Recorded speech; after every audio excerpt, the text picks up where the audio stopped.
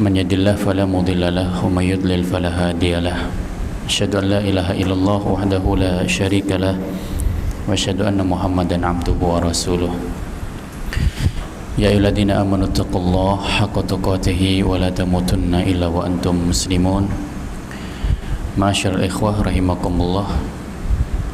Baik, kita lanjutkan. Kita masih membahas bab yang ke-15. Kita masuk ke hadis yang selanjutnya. Wa fihi an Abi Hurairah radhiyallahu anhu qala qama fina Rasulullah sallallahu alaihi wasallam hina unzila alaihi wa anzir ashiratakal aqrabin faqala ya ma'syara quraisyin aw kalimatan nahwaha ishtaru anfusakum la ugni ankum minallahi syai'a ya Abbas ibn Abdul Muttalib la ugni anka minallahi syai'a ya Safiyatu ammata Rasulillah sallallahu alaihi wasallam la ugni anki minallahi syai'a wa ya Fatimatu binta Muhammadin salini min mali ma syi'ti la ugni anki minallahi syai'a. Wa fihi, maksudnya adalah masih diriwayatkan oleh Al-Imam Al-Bukhari ya rahimahullah, an Abi Hurairah, dari sahabat Abu Hurairah, semoga Allah meridhoinya. Ia mengatakan Nabi sallallahu alaihi wasallam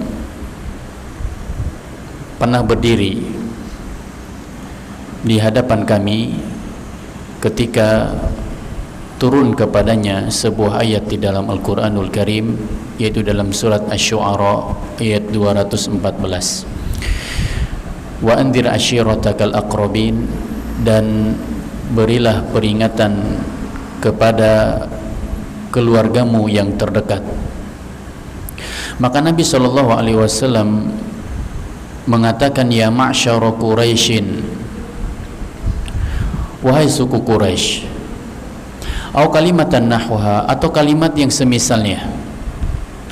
Ishtaru anfusakum, Nabi mengatakan kepada karib kerabat beliau, itu termasuk juga suku Quraisy, kata Nabi SAW, selamatkanlah diri kalian. La ugni ankum minallahi syai'a, aku tidak mampu untuk menolong kalian nanti di hari kiamat sama sekali. Setelah Nabi sallallahu alaihi wasallam memanggil secara keseluruhan ya karib kerabat beliau, Nabi memanggil satu persatu, wahai Abbas bin Abdul Muttalib, aku tidak bisa menolongmu di hadapan Allah Subhanahu wa ta'ala pada hari kiamat sedikit pun. Jadi Nabi menyampaikan kepada Abbas bin Abdul Muttalib bahwa Nabi SAW tidak bisa memberikan pertolongan sama sekali nanti di hadapan Allah Subhanahu wa ta'ala.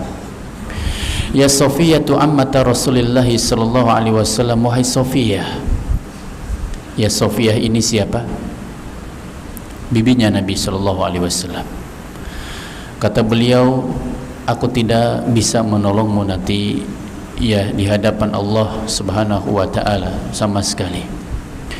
Wa ya Fatimatu binta Muhammadin, wahai Fatimah anaknya Muhammad, salini min mali ma syi'ti, mintalah kepadaku dari harta yang aku miliki. Ya Nabi meminta kepada Fatimah untuk menggunakan harta Nabi sallallahu alaihi wasallam di jalan Allah Subhanahu wa taala. La ugni anki minallahi syai'a, aku tidak bisa menolongmu sama sekali di hadapan Allah Subhanahu wa ta'ala. Hadis ini menjelaskan kepada kita bahwa Nabi kita sallallahu alaihi wasallam tidak menjamin beliau bisa menyelamatkan keluarganya di hadapan Allah Subhanahu wa ta'ala. Sehingga Nabi berpesan kepada mereka, ya, bahwa aku tidak bisa menolong kalian di hadapan Allah Subhanahu wa ta'ala sama sekali. yang dimana Allah Subhanahu wa Ta'ala juga menjelaskan di dalam surat Abasa, yauma yafirul mar'u min akhi, ya, akan datang hari di mana seseorang itu akan berlari dari saudaranya, wa ummihi wa abihi, dari ibunya dan bapaknya, wa sahibatihi wa banih, dari istrinya dan anak-anaknya. Kemudian apa kata Allah? Likulli imri'in minhum yauma idzin sya'nu yughni, setiap dari kalian itu tersibukkan dengan perkara-perkara pada hari tersebut, sehingga tidak ada yang berpikiran untuk bagaimana menolong keluarganya pada hari kiamat. Yang terpikir adalah pada hari tersebut bagaimana caranya supaya kita ini selamat dan dimasukkan oleh Allah ke golongan kanan, ya, bukan termasuk golongan yang kiri.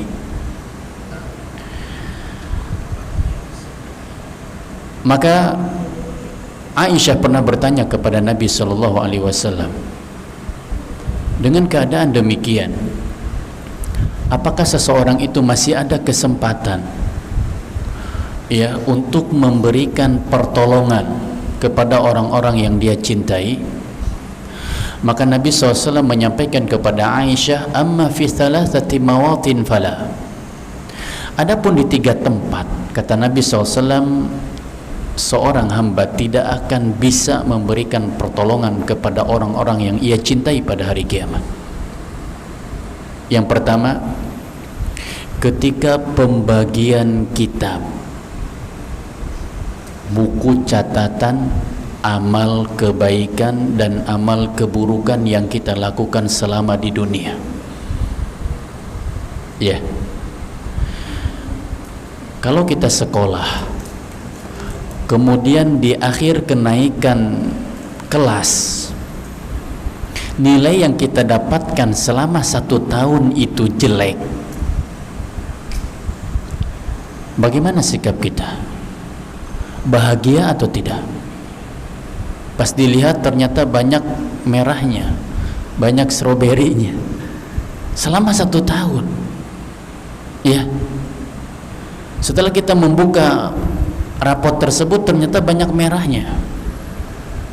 Bagaimana sikap kita ketika melihat raport pendidikan kita selama 1 tahun tersebut? Kita bahagia atau tidak? Nampakkah kebahagiaan pada diri orang tersebut? Enggak. Mungkin ada rasa kecewa, ya, dan yang lainnya. Itu di dunia.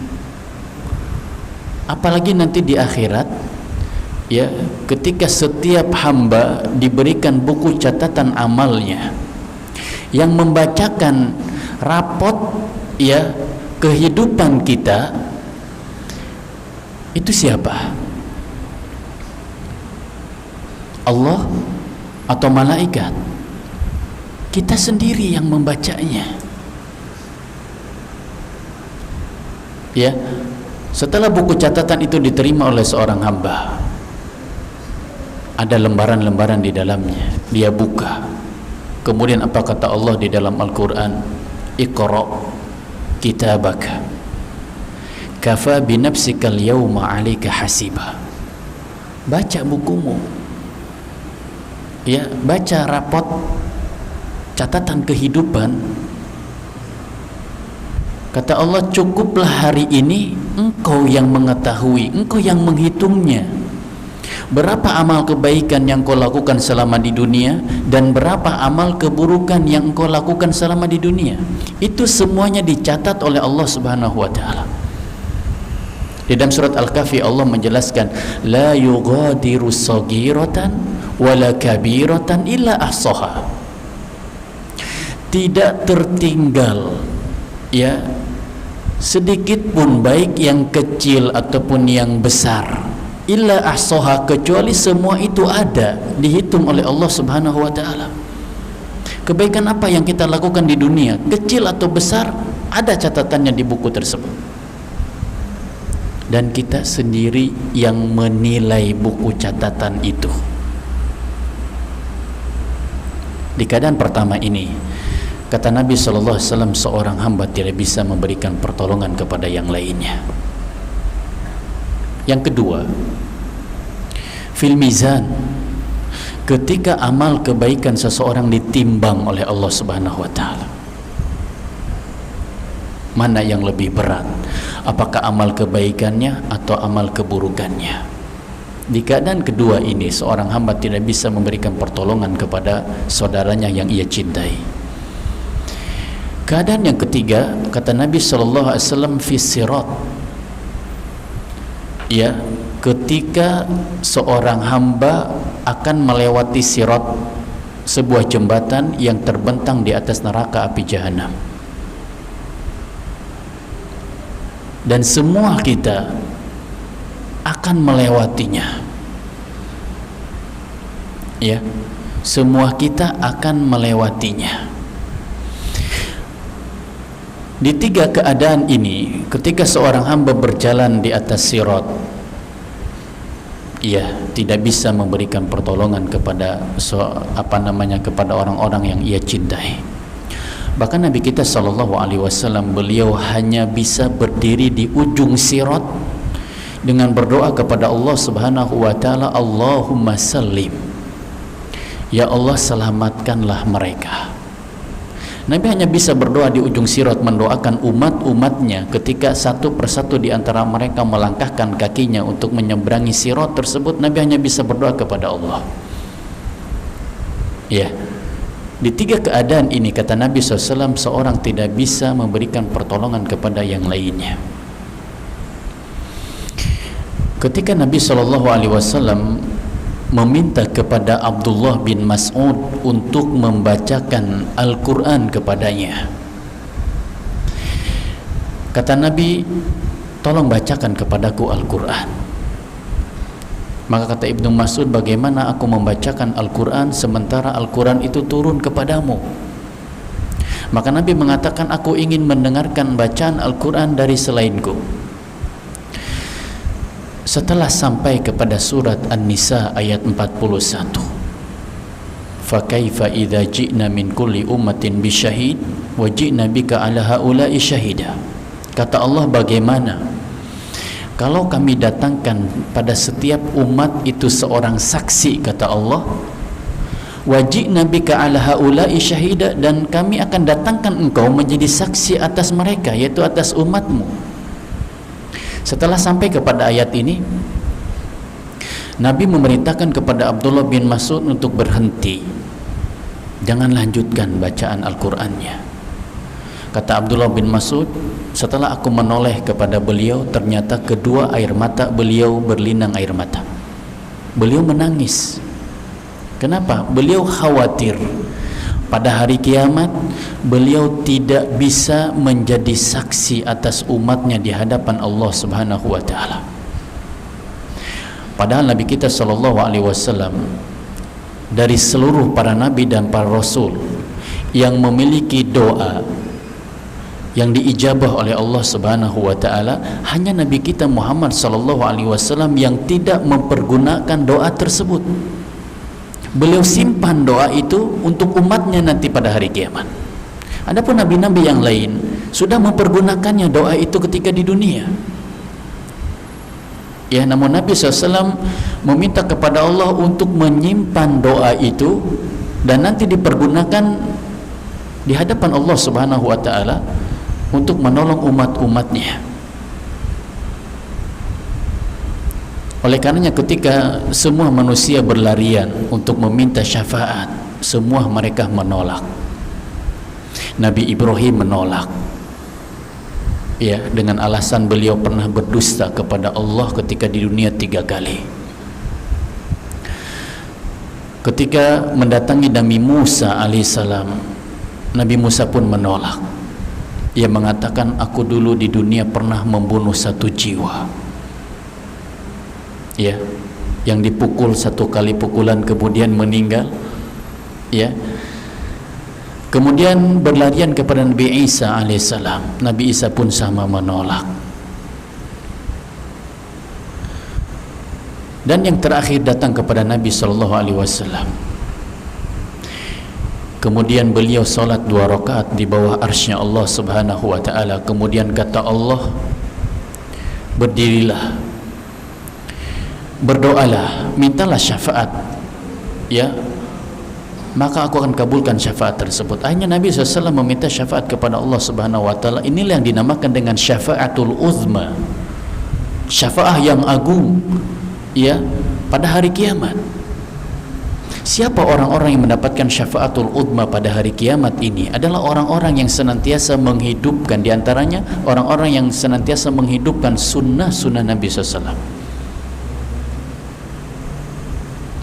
Ya, jadi bukan orang-orang yang memang membenci sunnah, mengaku bahwa ia itu sebagai keturunan Nabi, namun ternyata ajarannya jauh dari apa yang Nabi SAW perintahkan. Kemudian mereka menganggap bahwa mudah-mudahan kita nanti pada hari kiamat mendapatkan syafaatul uzma pada hari kiamat. Bahkan untuk meminum dari telaganya Nabi saja mereka diusir apa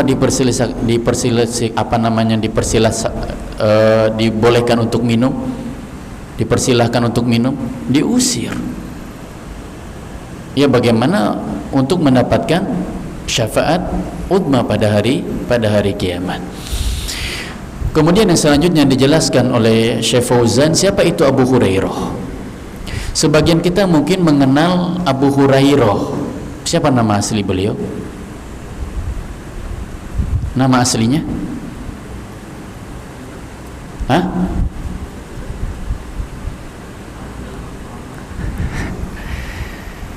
Siapa nama aslinya Abu Hurairah? Hah? Abdullah. Tidak benar ya? Siapa?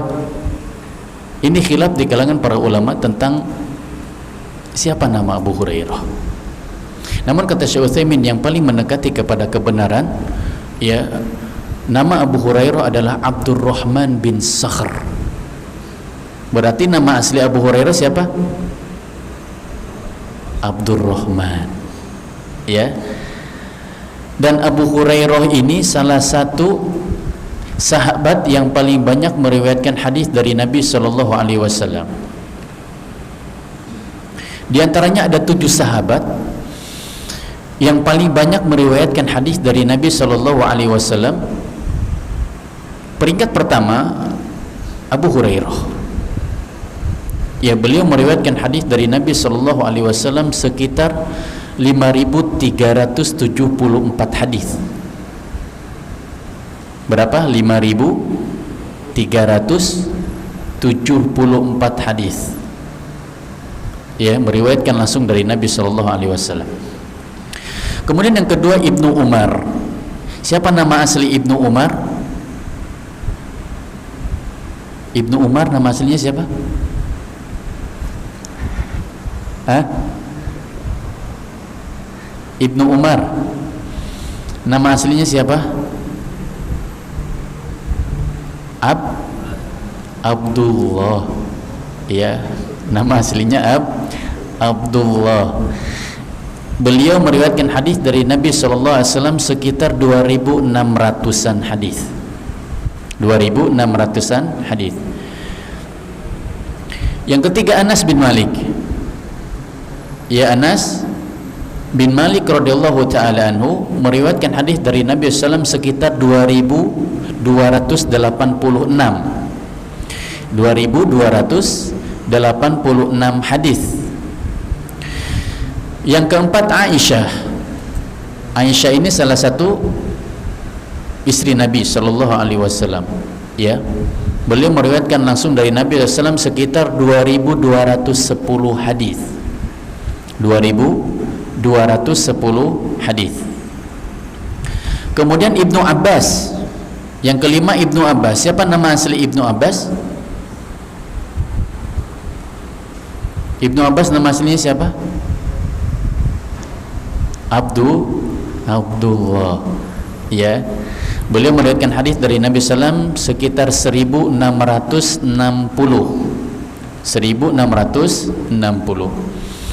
Kemudian yang keenam, Jabir bin Abdullah. Ya, Jabir bin Abdullah meriwayatkan hadis dari Nabi SAW sekitar 1540 hadis. Ya, 1540 hadis. Kemudian yang ketujuh, yang terakhir, Abu Sa'id Al-Khudri. Ya, Abu Sa'id Al-Khudri sekitar 1170. Ya, 1170. Ini diantara 7 sahabat yang paling banyak meriwayatkan hadis dari Nabi Sallallahu Alaihi Wasallam.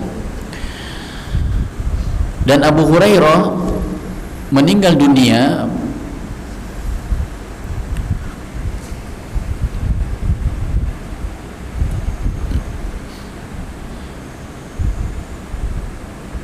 di tahun 58 atau tahun 59 Hijriah.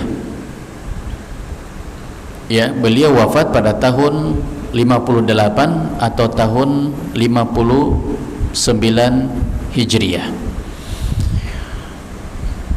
Kemudian qoma sa'ida ala Safa, itu Nabi SAW naik ke bukit Safa, ya, menyampaikan wa anzir ashiratakal aqrabin kepada karib kerabat beliau.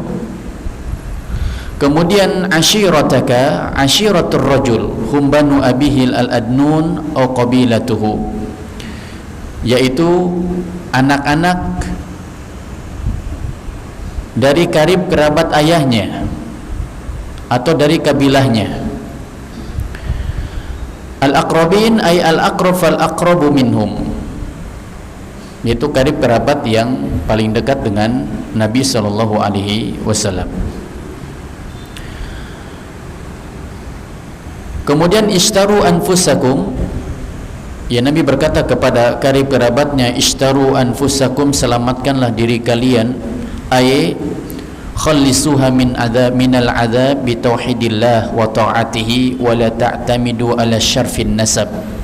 Maknanya adalah selamatkanlah diri kalian dari azab Allah Subhanahu wa taala. Dengan cara apa? Dengan cara mentauhidkan Allah dan mentaati perintah-perintahnya, dan jangan kalian menyandarkan diri kalian kepada nasab-nasab kalian. Jadi nasab ini ada pengaruhnya enggak? Enggak ada.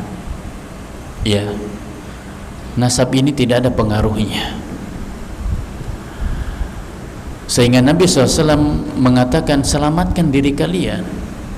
Padahal karib kerabat ini merupakan keluarga Nabi atau bukan?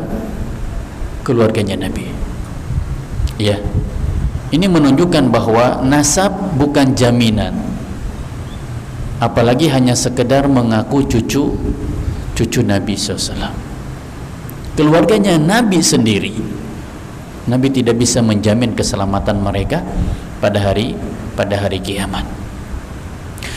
Bahkan di dalam sebuah hadis Nabi SAW pernah mengatakan, walladzi nafsi Muhammadin biyadi, demi jiwa Muhammad berada di tangan Allah Subhanahu wa taala. Nabi pernah mengatakan, lau anna Fatimah binta Muhammadin saraqat laqata'tu yadaha. Kata Nabi SAW, kalau sekiranya Fatimah anaknya Muhammad mencuri, aku akan memotong tangannya. Ya, Nabi SAW pernah mengatakan, kalau sekiranya Fatimah anaknya Muhammad mencuri, maka beliau akan memotong tangannya Fatimah. Ini menunjukkan bahwa pada hari kiamat Nabi tidak bisa menjamin bisa menyelamatkan siapa? Fatimah anak beliau pada hari kiamat. Sehingga Nabi menegaskan, kalau putri Muhammad mencuri di dunia, aku akan memotongnya. Ya, akan memotong tangannya. Apalagi dengan kita. Ya, kita belum dijamin masuk surga. Ada jaminan nggak kita akan masuk surga? Nggak ada. Ya, Nabi SAW manusia pertama yang menginjakkan kaki beliau ke surga. Masih khawatir tidak bisa menyelamatkan sanak saudaranya, bahkan anaknya sendiri, ya, pada hari kiamat, apalagi kita. Makanya perlu kita fahami, di dalam surat At-Tahrim Allah berpesan kepada kita, ya ayyuhalladzina amanu qu anfusakum wa ahlikum nar. Ini adalah amanat terbesar yang Allah amanatkan kepada kita. Wahai orang-orang yang beriman, jagalah diri kalian dan keluarga kalian dari api neraka. Sebelum kita menjaga keluarga kita, Allah perintahkan untuk menjaga diri kita terlebih dahulu. Karena bagaimana kita akan melindungi keluarga kita kalau kitanya nggak selamat? Bagaimana kita akan menuntun mereka ke surganya Allah sementara kita berjalan di atas jalan yang berbeda? Makanya ketika turun ayat ini, Ali bin Abi Thalib mengatakan, adibuhum mu'allimuhum, ajarkan kepada mereka adab dan ajarkan kepada mereka ilmu agama. Bagaimana kita akan mengajarkan kepada mereka ilmu agama sementara kitanya nggak belajar? Bagaimana kita akan menyelamatkan mereka sementara diri kita pun nggak selamat? Makanya kewajiban pertama adalah bagaimana cara kita menjaga diri kita terlebih dahulu, baru setelah itu menjaga keluarga kita. Ya, karena konsekuensinya adalah kalau kita selamat, maka kita bisa menyelamatkan keluarga kita. Tapi kalau kitanya nggak selamat, bisa nggak menyelamatkan keluarga kita? Nggak bisa. Ya. Bagaimana kita akan memberikan pendidikan kepada mereka kalau kitanya ternyata nggak belajar? Iya. Mungkin sebagian kita ada yang telat dalam belajar. Ya, anak kita bisa baca Al-Quran atau mengetahui ilmu-ilmu yang lain dari orang lain misalnya. Tapi biayanya dari siapa? Dari kita. Kita bekerja, kemudian biaya itu ternyata dipakai untuk membiayai sekolah anak. Ya, itu masuk ke dalam pahala jihad atau tidak? Pahala jihad di jalan Allah. Kita dapat pahalanya, kita dapat.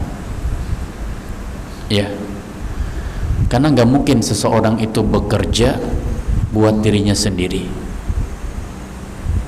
Ada nggak yang udah berkeluarga, dia bekerja tapi hasilnya buat dia sendiri? Nggak ada.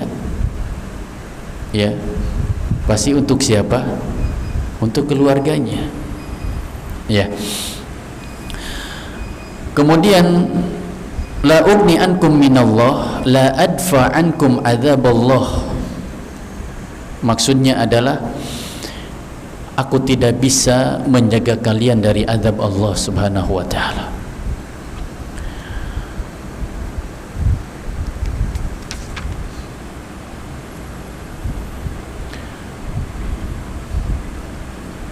Kemudian salini min mali lianna hadha huwa alladhi yaqdiru alaihi wa ma kana min amrillah fala qudratu lahu alaihi.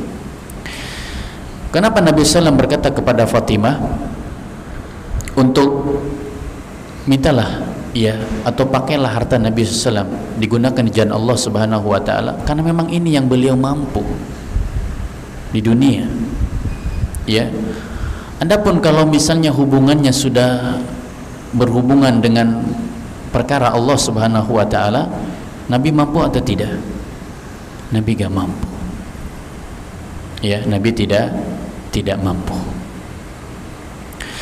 Kemudian mana secara global dari hadis di atas bahwa Abu Hurairah mengabarkan ya Apa yang dilakukan oleh Nabi Shallallahu Alaihi Wasallam ketika Allah Subhanahu Wa Taala memerintahkan di dalam kitabnya untuk memberikan peringatan kepada karib kerabatnya yang terdekat. Annahu qama mutamathilan amru rabbi fanada Quraisyan bi butuniha wa nada ammahu wa ammatahu wa bintahu. Nabi SAW diperintahkan untuk menunaikan perintah Allah Subhanahu Wa Taala tersebut, yaitu berdakwah kepada karib kerabat beliau terlebih dahulu, yaitu kepada paman beliau, kepada bibi beliau, dan kepada anak beliau Fatimah, dengan peringatan yang khusus, ya, yaitu apa? Selamatkan diri kalian dari azab Allah Subhanahu Wa Taala dengan mentauhidkan Allah dan melakukan ketaatan kepada Allah Subhanahu Wa Taala. Setelah itu Nabi menjelaskan kepada mereka, la ugni ankum minallahi syai'a. Aku tidak bisa menolong kalian nanti di hadapan Allah Subhanahu Wa Taala sama sekali. Ya, kenapa? Idza lam yu'minu bi mujarradi qurbihim minhu ghairu nafi'in lahum biduni iman. Karena keimanan mereka atau kedekatan mereka dengan Nabi Shallallahu Alaihi Wasallam ghairu nafi, tidak akan bermanfaat sama sekali. Biduni iman, kalau tanpa adanya keimanan kepada Allah Subhanahu Wa Taala. Ya. Kemudian ada beberapa faedah yang disebutkan oleh Syekh Fauzan. Yang pertama, ar-raddu 'alal ubadil anbiya'i was-salihin alladhi yata'allaquna bil makhluqin fi qada'i hawaijihim allati la yaqdiru 'alaiha illallah.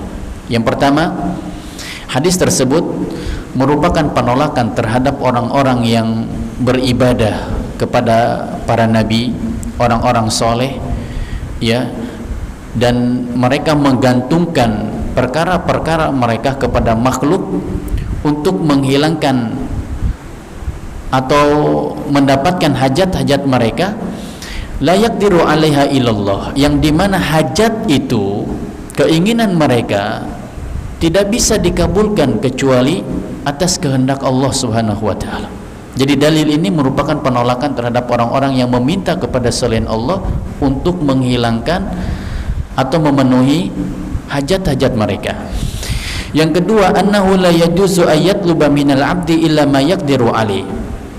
Yang kedua, tidak diperbolehkan seseorang itu meminta atau memohon kepada seorang hamba kecuali perkara-perkara yang dia mampu.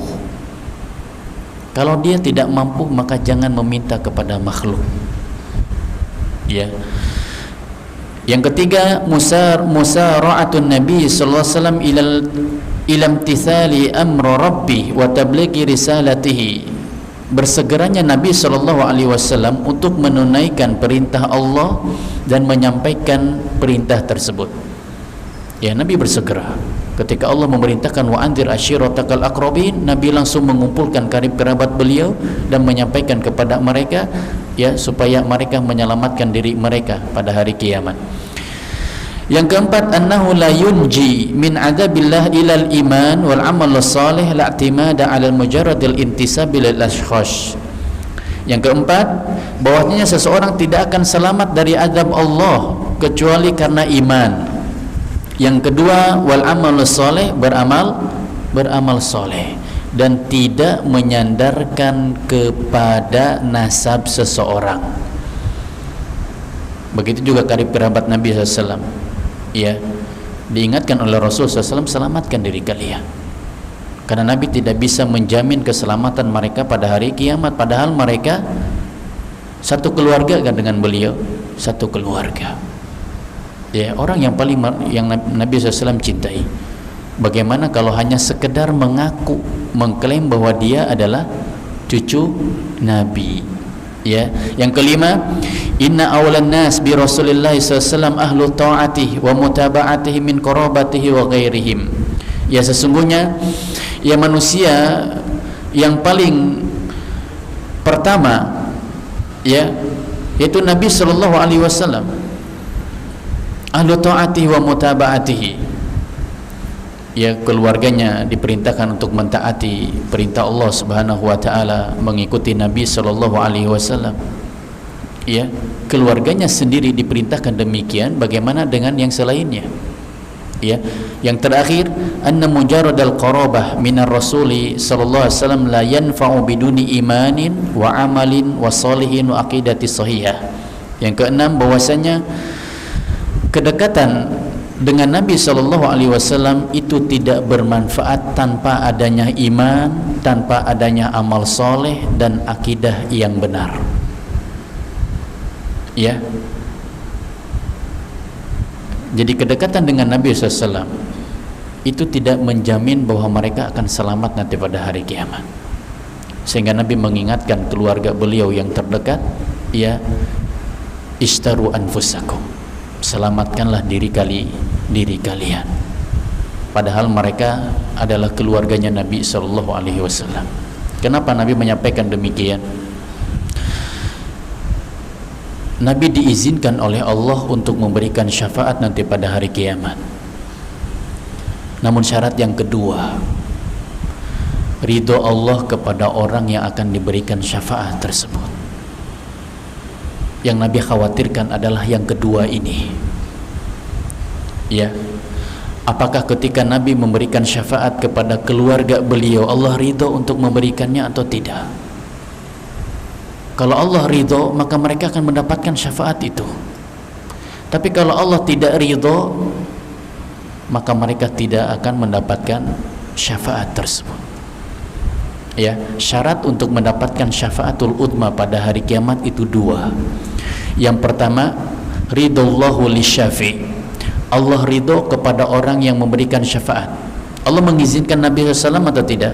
Allah izinkan beliau untuk memberikan syafaat. Yang kedua, ridhollah lil masyfu'i anhu. Ridho Allah kepada orang yang akan diberikan syafaat.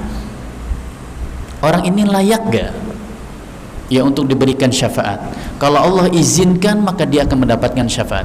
Tapi kalau Allah tidak mengizinkan, maka orang tersebut tidak akan mendapatkan syafaat walaupun ia termasuk karib kerabatnya Nabi sallallahu alaihi wasallam. Ya, oleh karenanya ketika turun surat Asy-Syu'ara tadi, wa anzir ashiratakal aqrabin, Nabi bersegera mengumpulkan karib kerabat beliau dan menyampaikan ya kepada mereka, selamatkan diri kalian dari azab Allah. Aku tidak bisa menyelamatkan kalian nanti pada hari kiamat di hadapan Allah Subhanahu wa taala. Baik, mungkin ini yang bisa disampaikan. Mudah-mudahan yang sedikit ini bermanfaat. Mungkin ada pertanyaan, disilakan.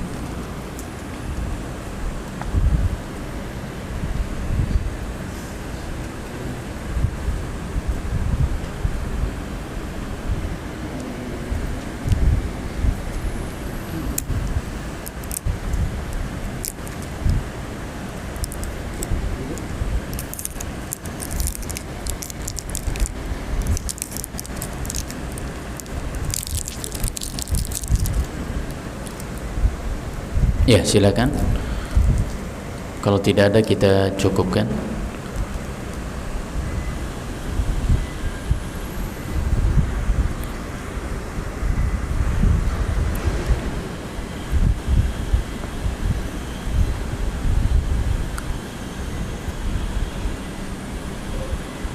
Ada? Kalau tidak ada, berarti tidak ada masalah ya. Aman berarti. Ya.